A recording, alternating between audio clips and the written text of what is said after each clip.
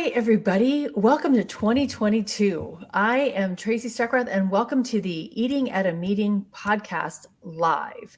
We are here to talk about all things food and beverage with experts on sustainability and safety and veganism. And we want to make sure that we're teaching you, our listeners, how to create inclusive experiences that are also safe and sustainable for your company, the world, the planet, and all of our people.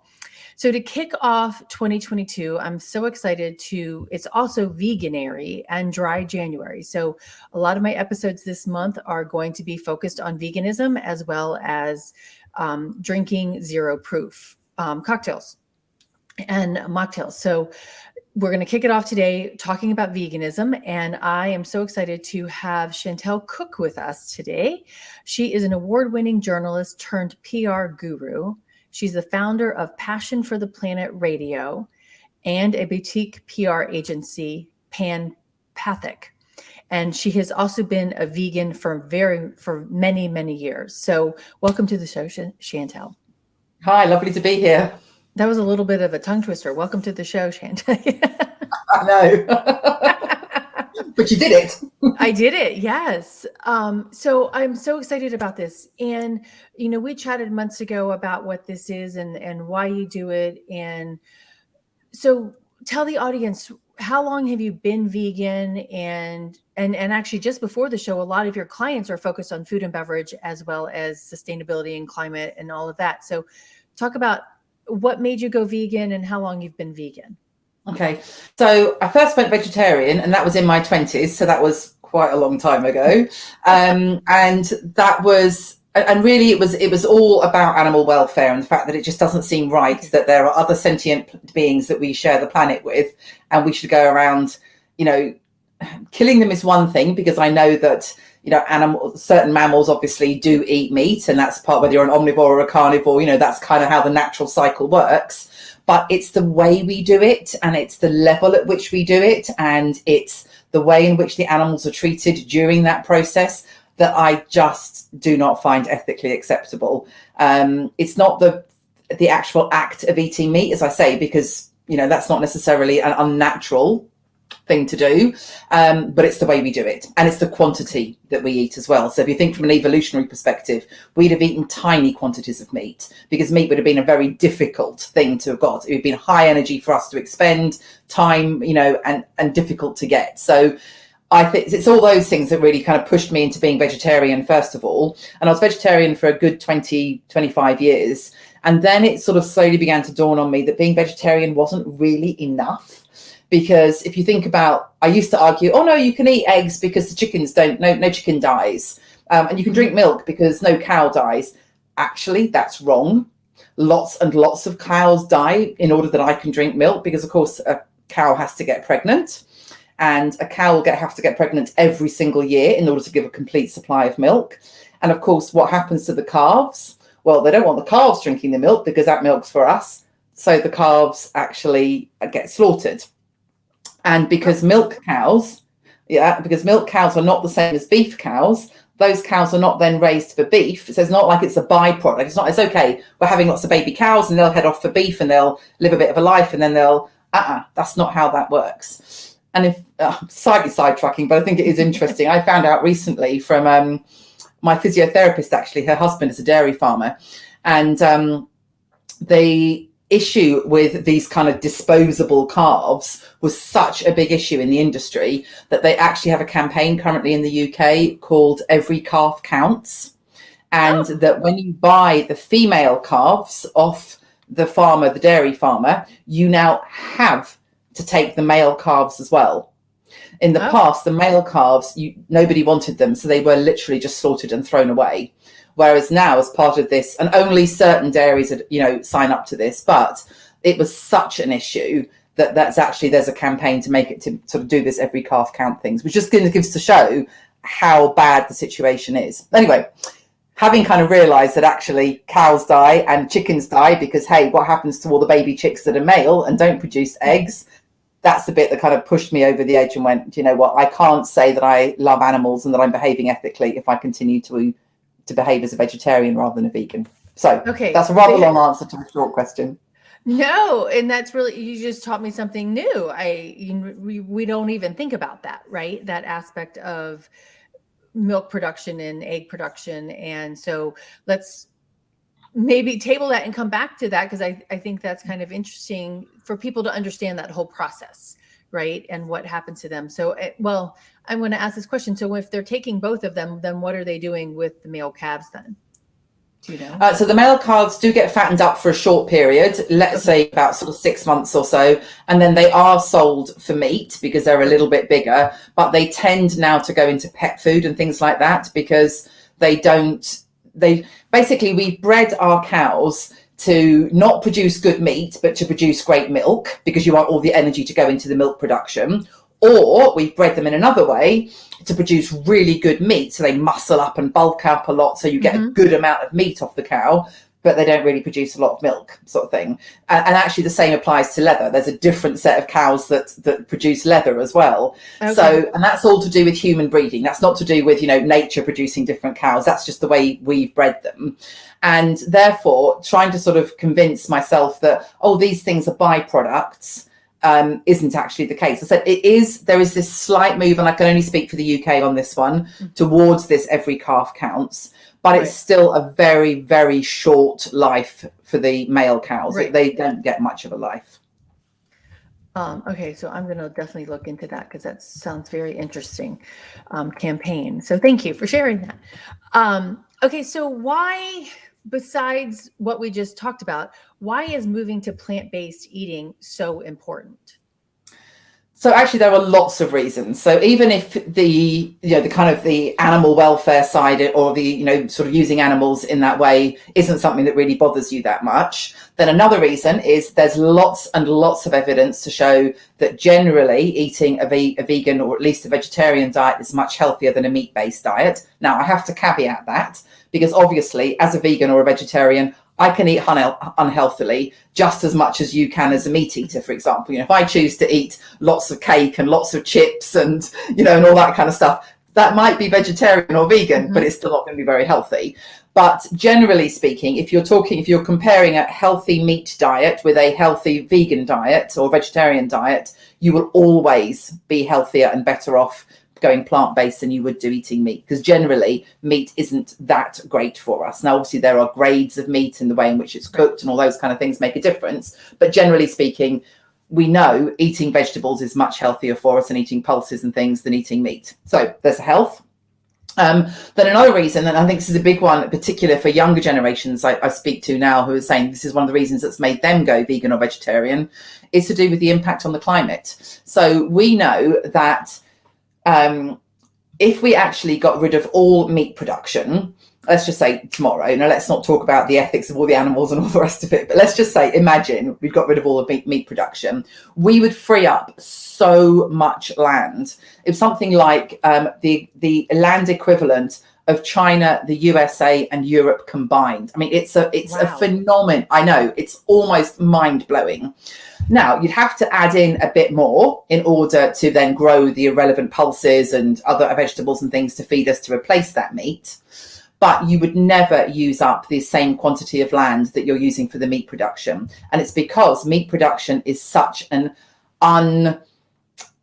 it's not very effective. It's not very productive, if you like. So you use a huge amount of land for one cow. That cow drinks a huge amount of water.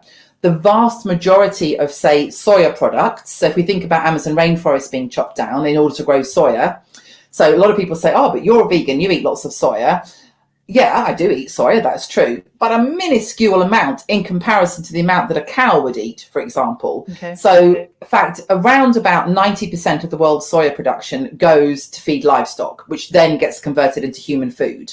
But that's, and then you think for everybody who eats soya at the moment, including obviously people in Asian countries who tend to eat a lot more, particularly in China and Japan and somewhere they eat quite a lot of soya, only around 5 to 6% of that soya goes to human consumption.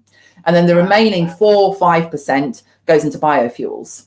So you imagine if we chopped out that 90% odd that goes to feed livestock and took that straight to human consumption, then how much land we would not need to grow soya, therefore how much of the Amazon rainforest we could maintain and not chop down. So it's this kind of conversion. It's around about 8 pounds of grain or 8 pounds of soya or whatever kind of fodder type food converts into just 1 pound of beef, which is nothing when you consider how much, if I gave you 8 pounds of soya to eat, that would last you a long time. Whereas 1 pound of beef, might last you a couple of days, sort of thing. So it's quite a big difference. So there's that, there's the land use, there's the water use, there's the pollution that either both obviously the effluent produced by livestock, but also the drugs and so on that we feed them, that then goes into both into our bodies, but also into the water systems and so on.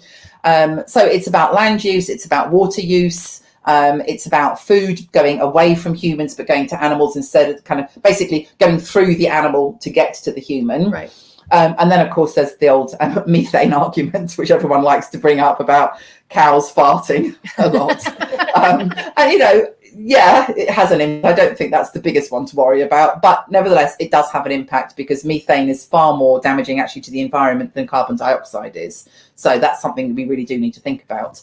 And also, farming in general is the single biggest carbon emitter on the planet.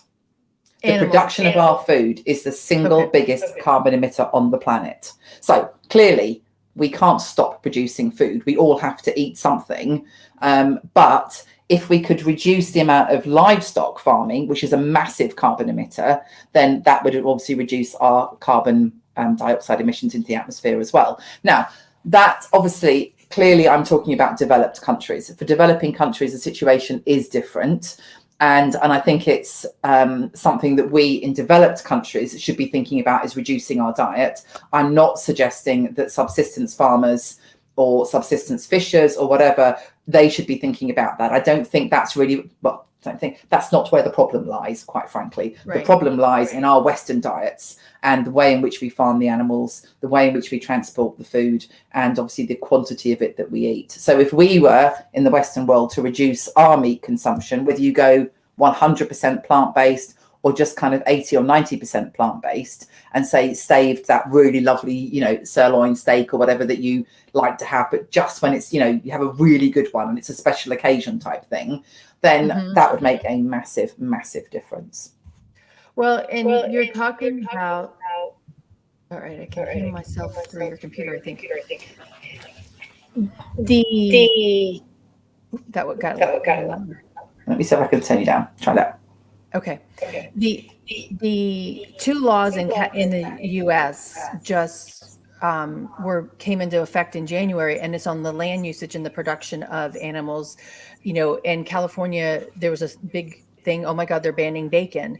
And what they're doing is they're requiring that any bacon that's brought into the state, sold in grocery stores, restaurants, or whatever, has to meet certain animal welfare practices, that the pigs actually have to have a certain amount of space to roam and be, and which then expands our, depending on what farm it is, it's expanding that usage of land for that, right? But hopefully maybe it helps in an effort, maybe it's reducing the consumption, right? Yeah, I mean, obviously I can't speak specifically to the Californian regulations, but say, for example, in the UK, we have RSPCA, Freedom Food, and also a Red Tractor scheme. Both of those are supposed to be schemes which indicate high levels of animal welfare. In fact, they've both been shown to do nothing of the sort. Some of them don't even meet EU regulations, which obviously up until recently we had to follow, and we didn't even manage to follow those properly. And it's still, I have pigs, right? Now, they're pet pigs. They're not pigs that I'm ever going to eat. But if I look at the amount of land that my 7 pigs need and enjoy, and they've got a kind of 4.5 acre woodland, and they're grubbing around in that all the time, and they turn it over and it gets muddy, and I have to move them around in order to give them new areas and everything. Now, okay, I'm keeping those pigs for their entire life, but they do it very quickly. It's like it doesn't take them a few years, it takes them a few months to turn it all over. So if you then think about a pig and the conditions we keep it in, I don't suppose there are any pigs, not even ones that are free range, that are kept, 7 pigs in 4.5 acres. Do not believe that for 1 second. It would not be financially sensible to do. But that's not the only issue as well. It's to do with things like how long the pig will live. So my pigs, for example, will live to something between 15 and 20 years. That's a natural lifespan of that particular breed. We kill a pig at around 6 to 9 months.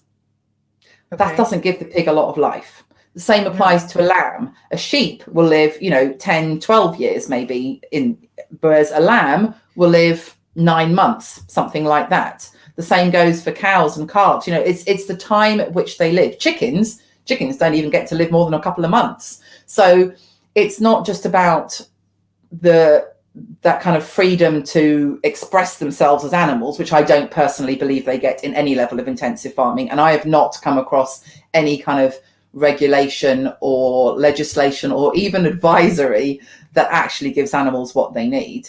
It's also about the fact when I watch the lambs on the hillsides around my place, I look at those lambs, they think they've got their life ahead of them. They're enjoying the spring, they're dancing around with their friends, and they make friends and hang out in little groups and everything. They have no idea that 9 months' time they'll be dead. And I find that really very sad to think that, I wouldn't want to watch a child jumping around thinking I've got my life ahead of me, to know that in fact they haven't, any more than I want to watch the sheep doing much the same thing. Right. So yes, brilliant that they are looking to improve these things, but to be honest, I take it with a bit of a pinch of salt.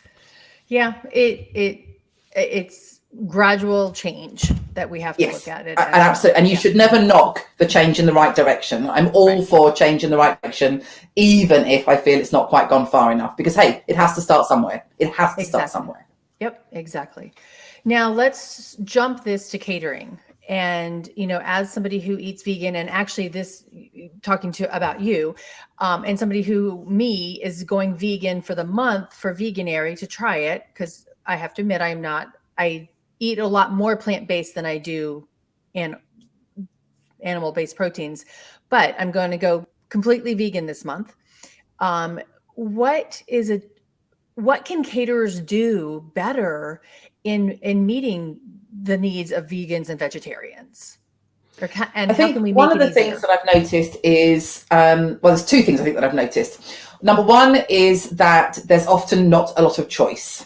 So as a meat eater, you might go somewhere and you'll have 3 or 4 different choices, let's just say. Whereas a vegan or a vegetarian, I'll have one choice. And one choice isn't a choice. One choice is basically being told, this is what you're eating. There's no choice. Mm-hmm. So I think that would be something to think about. If you can think of one meal, then you can probably think of 2. If you can think of one sandwich, you can think of 2. If you can think of one salad, you can probably think of 2, something like that. So I think increasing the choice so that it's not this kind of you're being told what you're eating would be good. Mm-hmm. And then I think the other thing I've noticed, and I don't know how this happens, so maybe it's just one of those weird things, but there seems to be phases. So I remember when I very first went vegetarian, everywhere you went, it was mushroom stroganoff. It was almost, I don't know why, because these people were not related to each other. I was going to different things, but it was always mushroom stroganoff. And then suddenly mushroom stroganoff disappeared and it was risotto. You couldn't go anywhere without going, it became a standing joke. It was like, oh, what's mine? That'll be risotto, because that's all you ever got. It has got better. I haven't had a mushroom stroganoff or a risotto for quite a while. Not that I mind either, but, when you kind of every time you're going, oh, right, really? So it is getting better, but I still do seem to see themes of things. So, it's kind of like it's a veggie burger seems to be a theme, and everywhere you go, it's just a veggie burger. And actually, there's so much more vegetarian and vegan food. If I think about what I eat in a week, and we eat loads of different things. I mean, you can have curries. I had a vegetarian moussaka last night. The night before that, we had a vegan moussaka, a vegan lasagna. I think we had vegan schnitzel. At Christmas dinner, I made 2 things. I made a mushroom Wellington with a kind of porcini gravy and all the trimmings, and then I also did a nut roast with cranberry and port. So, you know, there's lots and lots of things that you can eat that are vegan. And yet somehow it seems to be that people often get kind of focused on this one thing, whatever this thing is. And then it feels, as I said, like everywhere you go, that's all you can get. So I think those would be the two things, really. And quinoa, I think, was in the last couple of years was like quinoa for breakfast, lunch, and dinner all the time, right? Yeah. But I mean, even me the other day on January 1st, I woke up kind of like in a panic. I'm like, oh my God, what am I going to eat? I'm going to be vegan for the rest of the month. I've announced it onto the world, right? And onto the world of everyone eating at a meeting, right?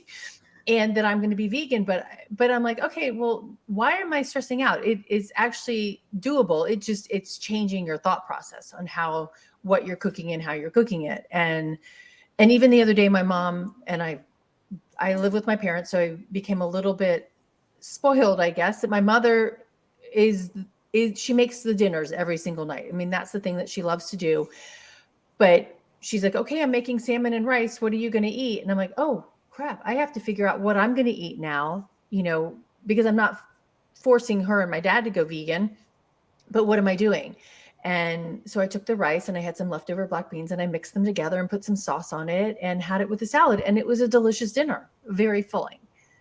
And interestingly, actually, the fact that you chose rice and beans together means you created a perfect protein. So rice and beans creates an absolute, basically pulses and grains. If you mix pulses and grains, you create the perfect protein. So if everybody's worried about, oh, where'd you get your protein from? Well, if you have rice and chickpeas or rice and lentils with something. So if we had like a chickpea curry with some rice, perfect protein. You know, if we had lentils in the moussaka or something, and then had, say, a hunk of homemade bread with it, perfect protein. Beans on toast, perfect protein.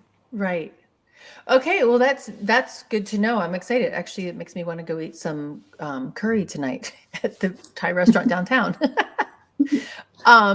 So are caterers, and whether you're in a hotel, convention center, are they missing a trick by ignoring this sector or a niche? And how do we get? Yeah, I really believe they are. And I'll give you some examples because, you know, I travel a lot. Very lucky that I get to travel a lot. But I often take my own food with me because I don't have any other choices. And I will absolutely choose the places that I eat and stay based on what food they're going to give me. Because let's face it, whether I'm traveling in the UK somewhere for work or I'm traveling because it's pleasure and I'm on holiday somewhere exotic, I want to eat and I want to eat nice food. Now, and that's not necessarily because I'm a real kind of gastro foodie person.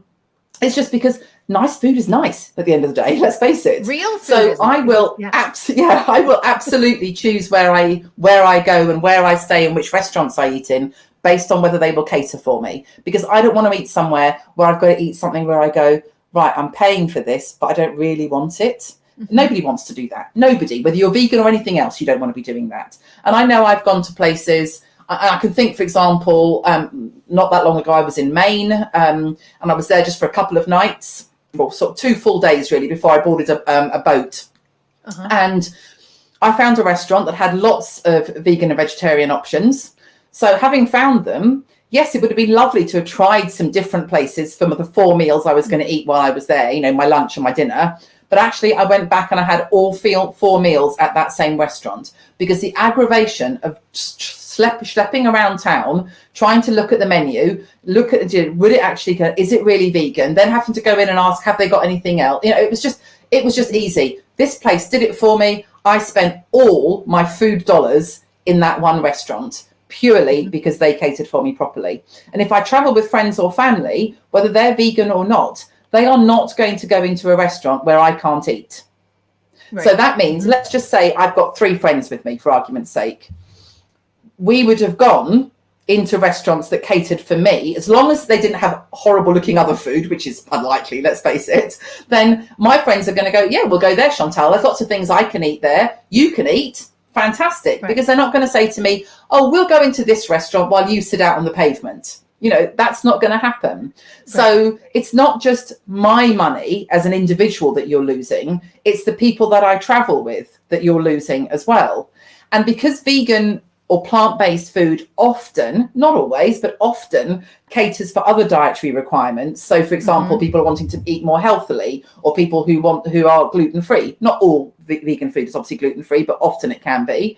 Or people who want to, say, cut down on salt or sugar or whatever it happens to be, then often vegan food can fulfill that as well. So if you can kind of have, say, 3 or 4 vegan options on your menu or plant-based options on your menu, some of which also do these other things, then it's like you're hitting all the boxes. Everybody, I can have a group of 10 friends with me and we can all eat in your place. We can all stay in your hotel. We can all enjoy the conference at your conference center.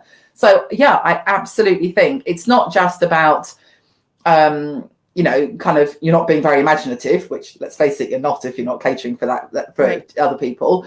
It's actually you are missing out on money. There is actual money that you are leaving on the table, to use that phrase. All right, I'm going to, before I say something on that, I want to actually, we've got some great comments in here. Joe Goldblatt, do you know Joe from Edinburgh? He said, great program, Tracy and Chantal, thanks. And then Liz Caruso, good friend, is saying Happy New Year. So Happy New Year to you. And Sylvia, sorry, I put your names together. This is great. So thanks. Appreciate you all being here. It reminds me of a story of a hotel chef that I chatted with in Florida.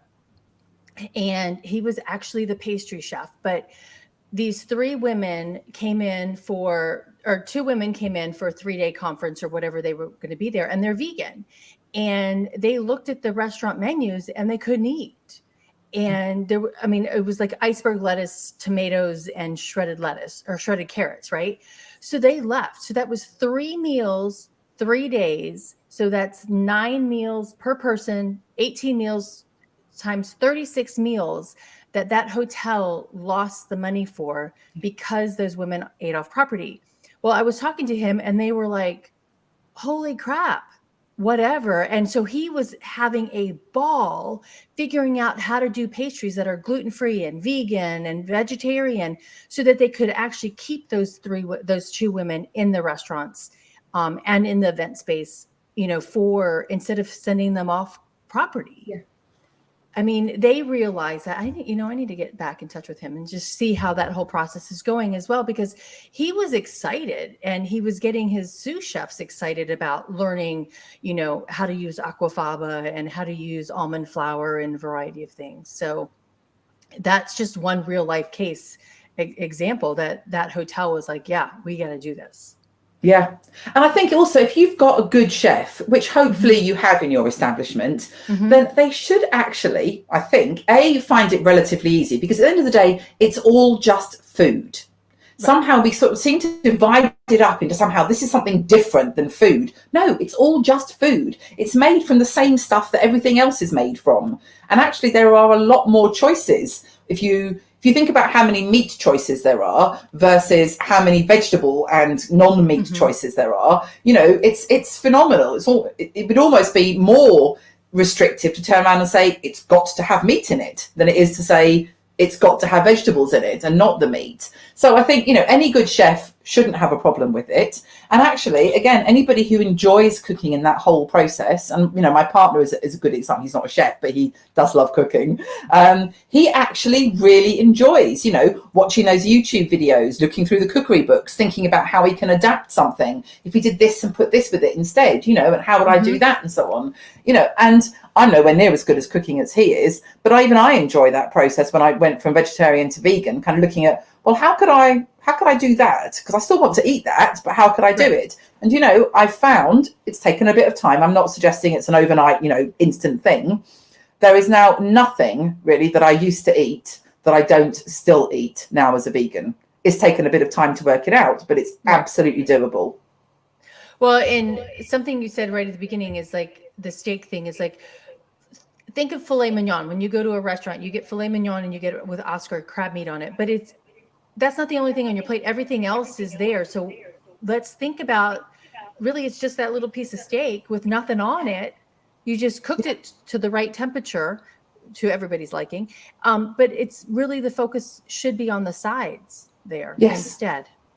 Yeah, absolutely. Because you don't want overcooked green beans or asparagus, and you're going to complain about the overcooked green beans and asparagus as well, right? Yes, definitely. Okay, so all right, so you talked about traveling. So as for me traveling, besides packing my own food, because I am used to packing my own food, so it's actually going to be a little bit challenging for me because I am gluten-free first and then vegan, and then my allergy is actually yeast. So the nutritional yeast is going to be a challenge for me in being vegan, because a lot of people add it to make it taste cheesier or whatever. But what tips do you have for me traveling as a vegan? I think Besides bringing my own food. I have to say, bring some of your own food, because to be perfectly honest, you're kind of going to need it. Now, I don't mean, pack your whole suitcase full with your entire 2 weeks worth of meals, but I kind of bring things like, I bring some of the stuff that I really like, or some of the stuff that I know I can add to something that will just give it a little bit of a sort of perk it up and so on. We generally, when we travel, go self-catering, because it does make life a lot easier. But obviously, if you don't want to self-cater, and I can understand that completely, then that does make it a little bit more challenging. In which case, there are some apps that you can use. Things like Happy Cow is a good one that I've used quite a bit to find vegetarian and vegan restaurants locally.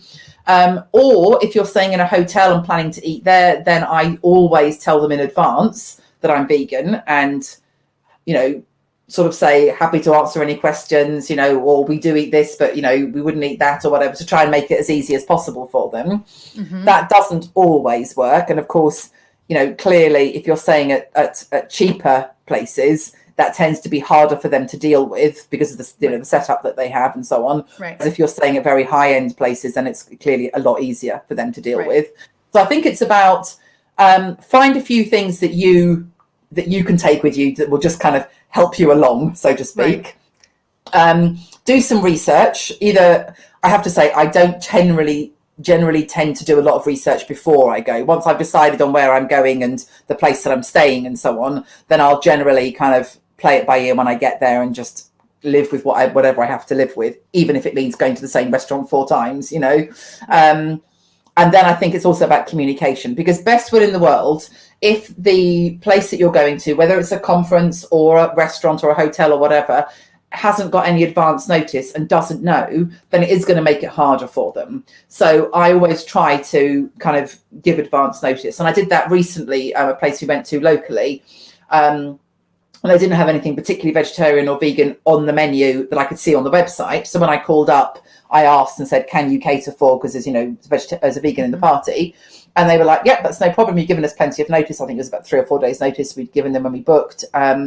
And I had the most amazing meal. I mean, a really incredible meal. It just kind of blew me away, So I think that, again, was an indication of just by giving them a little bit of a heads up. And I know it's not always possible. You can't always give 4 days notice, but you probably could give a few hours, or something like that even.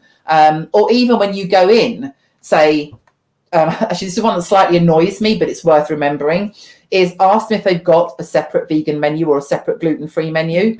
I personally don't think that's a good way of doing it. I think it should all be on the same menu, and I shouldn't have to ask for it, because how do I know whether to ask for it or not? But nevertheless, it is worth asking, because some places do still, for some reason, put their gluten-free or their vegan on a completely separate menu that you have to ask for. So that would be another thing to do, would be to ask. But I think it's, take some snacks and try and give them a little bit of notice if you can.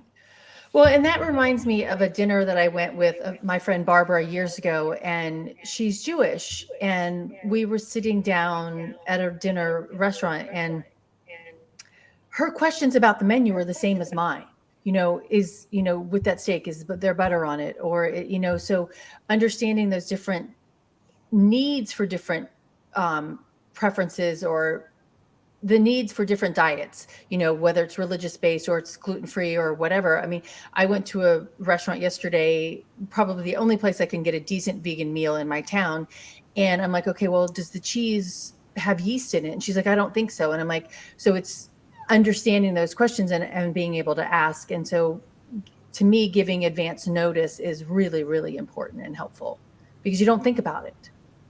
No, you don't have to then too much. But also from the point of view of the restaurant or whatever, labeling is really, really important. So if, for example, there's a big buffet, then having it really clearly labeled as vegan or as gluten-free or whatever it is. Now, I know you can't go through every single potential ingredient that's on there. That may be a little bit excessive and difficult to do. But I think if you've got good labeling to start off with, you'll help most people, which means you'll save your staff a lot of time as well, because they won't constantly be being hassled by somebody going, has it got this in it? Has it got that in it?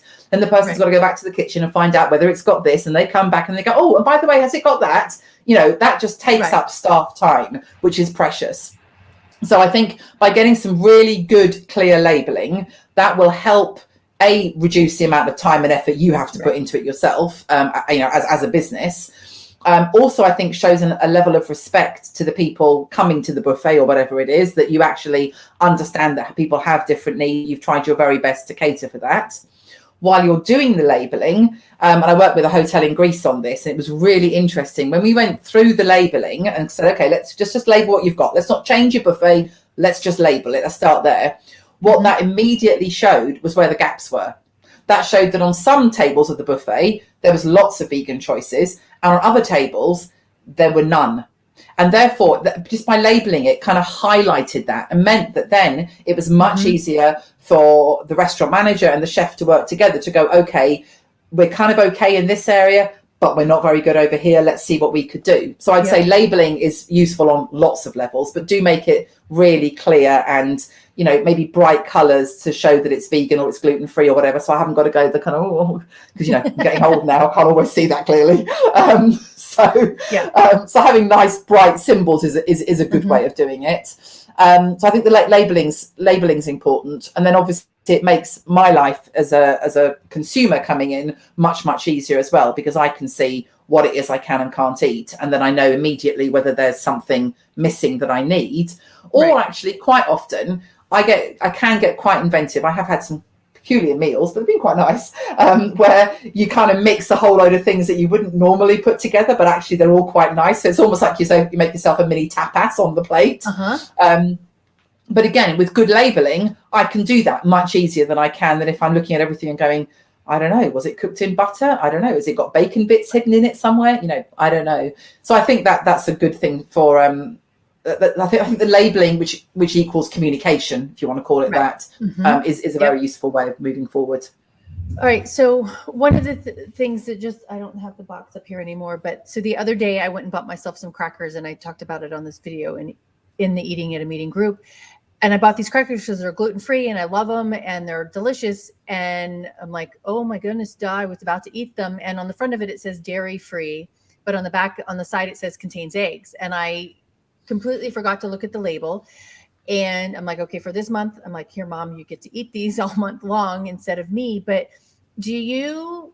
what about the vegan certifications? Do you rely on that? And that goes just for prepackaged foods. Do you rely on buying the products that have that certification, or are you really still looking at the label? I look at the label because lots of, and I fell foul similar to you recently. I found it said it was a dairy-free mayonnaise. And I was like, oh, fantastic. Because there's a vegan mayonnaise, and Hellmann's do a really nice vegan mayonnaise. And this one was a garlic version, but by a different company. I thought, oh, great. My partner will love that. So I bought him a jar. And then, of course, exactly like you went, oh, it's got eggs in it. It was the dairy-free that kind of attracted me. And I was like, oh, perfect. And then, so I should have looked closer is really what I'm saying there. But even as someone who does it all the time, you fall foul sometimes. That's just life. Well, but yeah, I do tend to, when I'm not being suckered in by the mayonnaise, I do tend to look at the label. So obviously if it's got vegan certified on it, then I will trust that. I'm sure, but you know what, there's a limit to what you can do in life, kind of thing. So I take that if it's vegan certified, fine. And if it's not, then I will look at the ingredients and often make my own decision as to whether or not I find it acceptable. Because I think lots of companies still have a little bit of a reticence about labeling things as vegan, in that somehow that sort of means that they're only suitable for vegans, which of course is not what it means at all. And I know I still get abuse on social media and so on from people about being vegan. You'd think, wouldn't you, 21st century, we'd be past that, but no.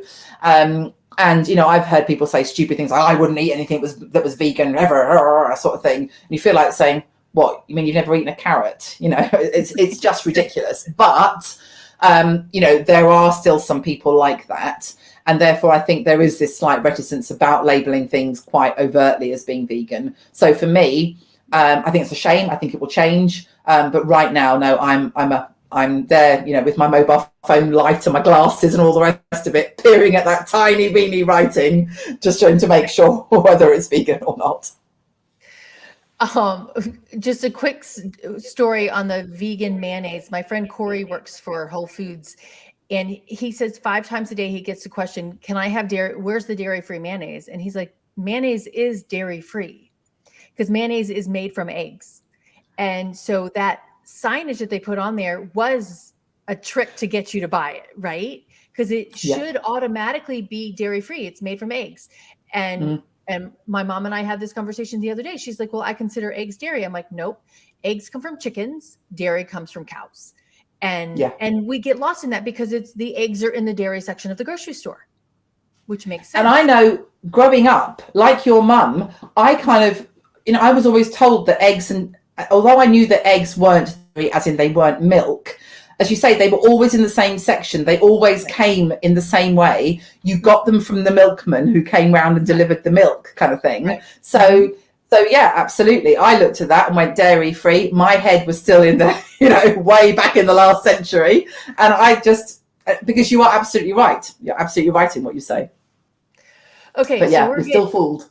We are still fooled. I have one quick question before I do want to ask this question. So all the terminology on some of the labeling, there's the words that we can't read, right? Of terminology that people are putting into some of these prepackaged foods that we're choosing to eat. And even in the vegan ones, when you go to some conventions and you look at them, hey, here's the vegan section. And I'm like, I can't read those words. I mean, as a vegan, a full practicing vegan, are you buying those products, or are you sticking with all like plant-based whole food vegan items? So I would say 90% of the time I'm kind of whole food, plant-based, vegan kind of, and it's not so much of an issue. That said, there are always times when you're going to buy something that's pre-packaged, whether you're out and about, whether, let's face it, some of the really naughty foods, like the cakes and the sweets and so on, they have a lot of those strange words in them. And I like those as well. I don't want to spend my whole life never eating, another slice of cake again, heaven forbid.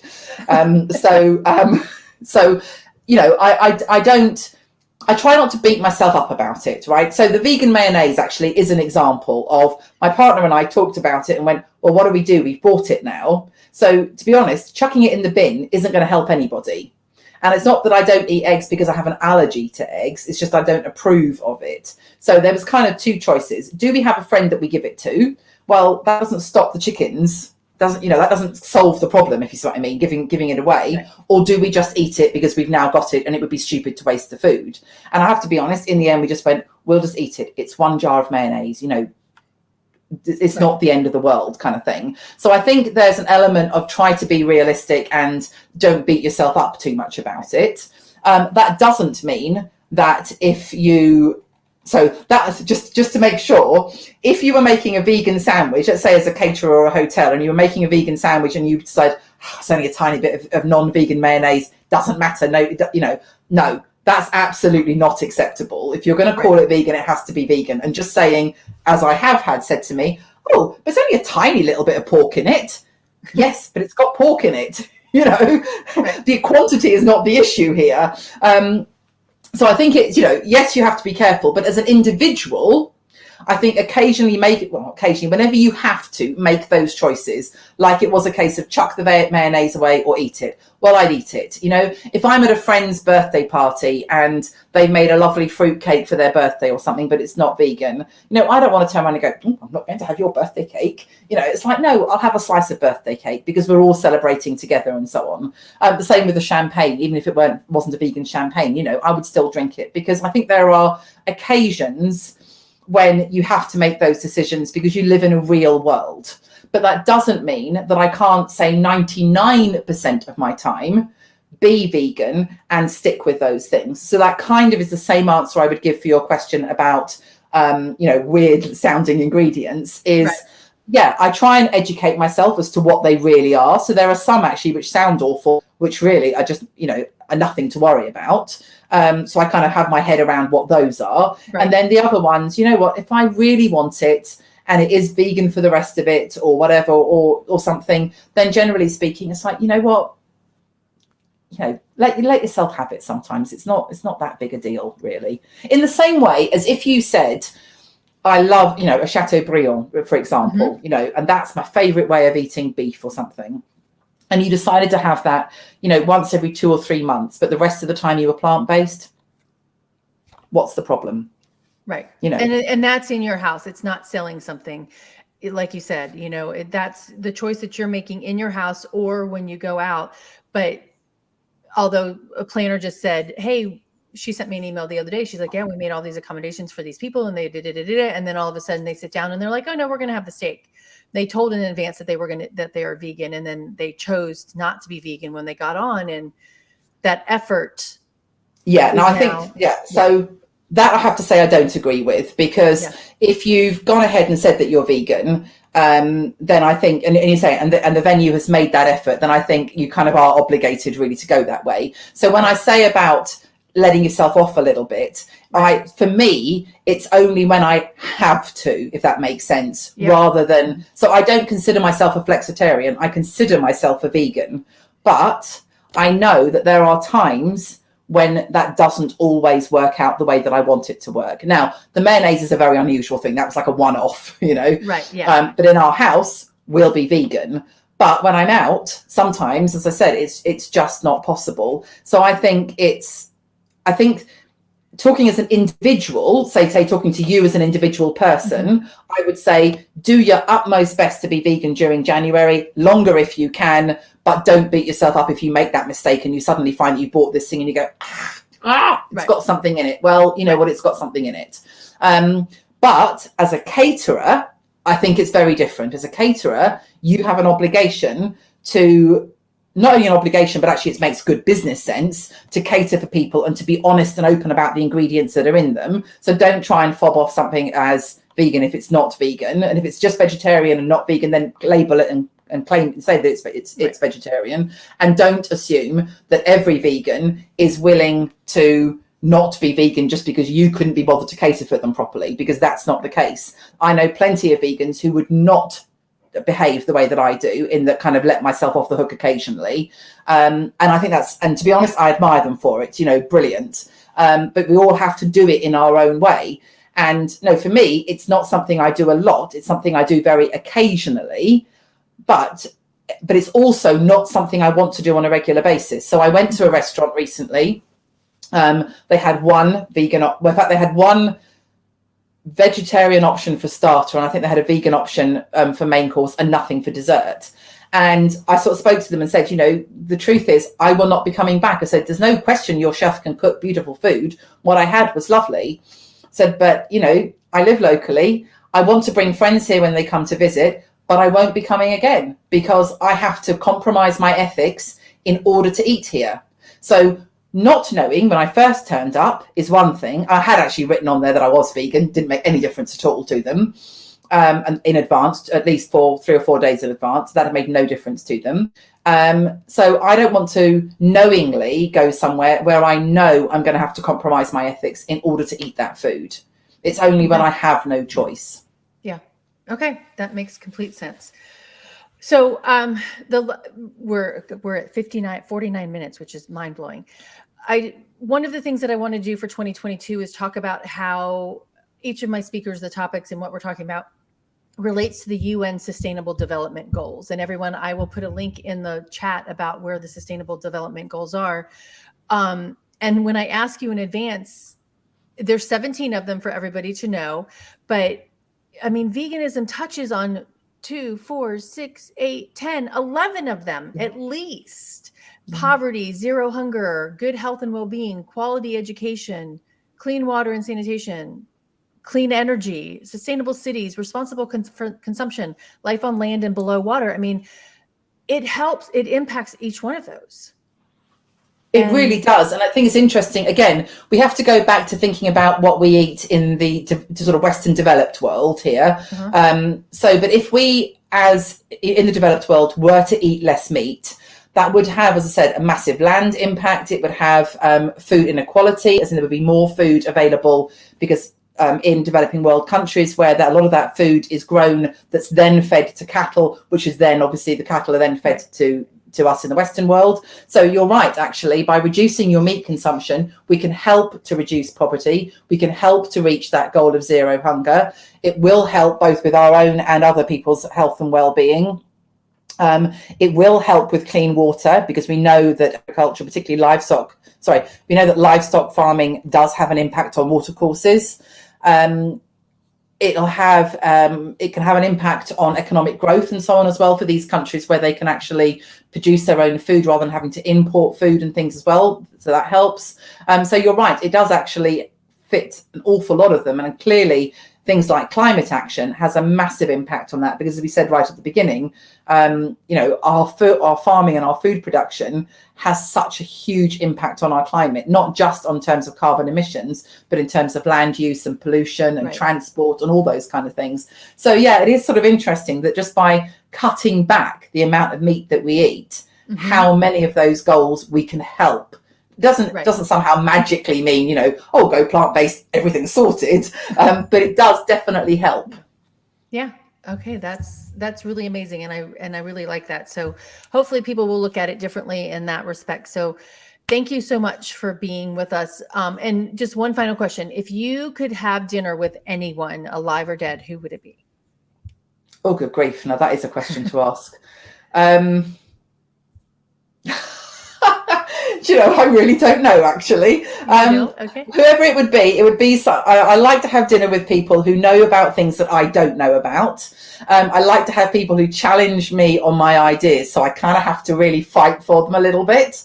Doesn't mean I want an argument, but it means I like having to justify my ideas because it makes me think about them. And I like people who can then challenge it and kind of go, what do you thought about this? And you have to go, oh, that's a good point. Right, got to find a reason why that's, So I think it would be someone like that, super intelligent, challenging, but also willing to listen.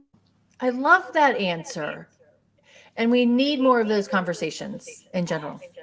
Yeah. So again, thank you so much, Chantal, for being here and talking with me and the Eating at a Meeting listeners.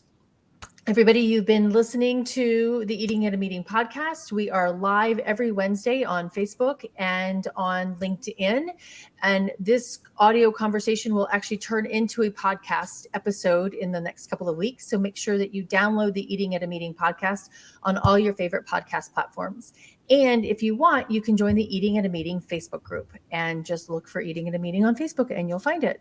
So thank you for listening. Until next time, Happy New Year and stay safe and eat well. Thanks, everyone. Thank you. Bye-bye. Bye.